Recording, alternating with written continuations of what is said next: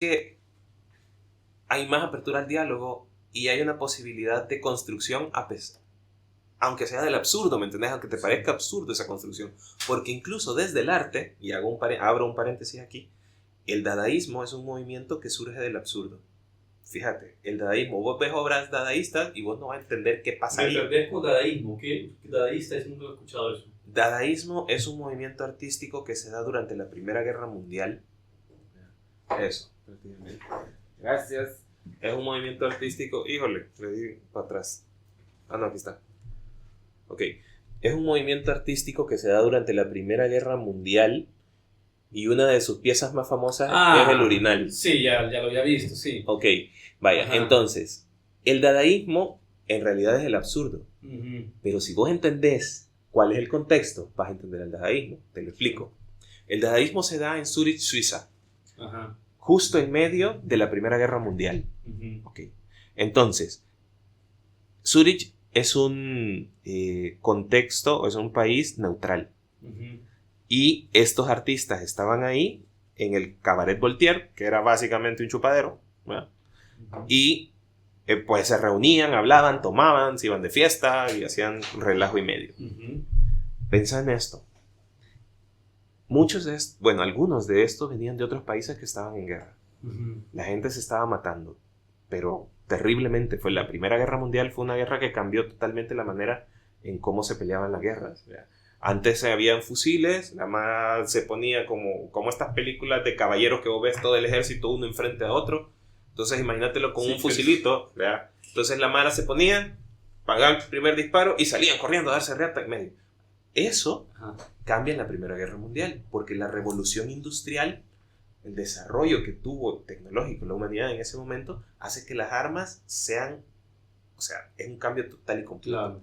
Entonces ya para la Primera Guerra Mundial, en lugar de ponerse los dos ejércitos así, era una locura, porque estaban las ametralladoras, no ametralladoras, pero habían, no me acuerdo, pero ya habían armas de repetición. Yo creo que sí, había ametralladoras, ya habían armas de repetición. Sí. Entonces ya no era solo un disparo, ¿me entendés? O sea, la mara venía corriendo y era como jugar puntería, ¿me entendés?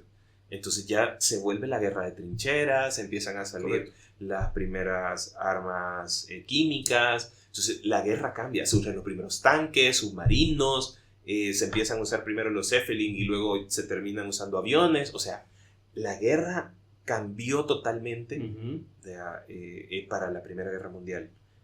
Y ese cambio para esta gente era un absurdo. O sea, cómo la capacidad de los seres humanos para desarrollar las tecnologías, todo su intelecto, la filosofía que se había empezado a desarrollar desde antes del Renacimiento, todo eso nos había llevado al desarrollo tecnológico de la Revolución Industrial. ¿Y esto es lo mejor que podemos hacer? Nos matamos.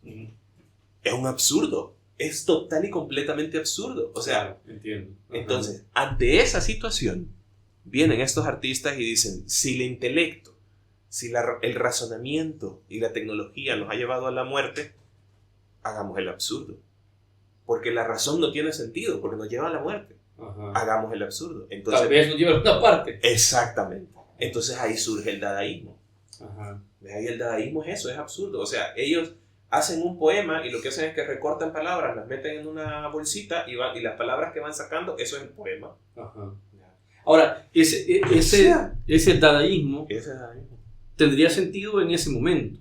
Claro. Y tendría sentido en ese momento para ellos. Para ellos. Luego, la historia del arte lo retoma. Porque el arte contemporáneo, es que estamos hablando como de distintos temas en paralelo. Bueno, lo que tú querrás, así que... Sí, pero lo que pasa es que, para ir como claro, en ese sentido, hablo del dadaísmo y voy a cerrar ese paréntesis y luego si querés lo continuamos para explicar lo que estaban hablando anteriormente. Entonces, en Europa hay mucha más apertura al diálogo porque incluso desde el absurdo se puede construir, que es un ejemplo que te pongo desde el arte con el dadaísmo, porque el dadaísmo lo que permite es que, sí, es esa reflexión y es una construcción válida y es una reflexión lógica si la ves en perspectiva. Entonces, hay mucha más apertura al diálogo. A mí lo que me pasó cuando regresé de la maestría es que encontré más resistencia al diálogo aquí. y eso me llevó a unas experiencias que mal que bien. ¿Ejemplo de eso? Bueno, hice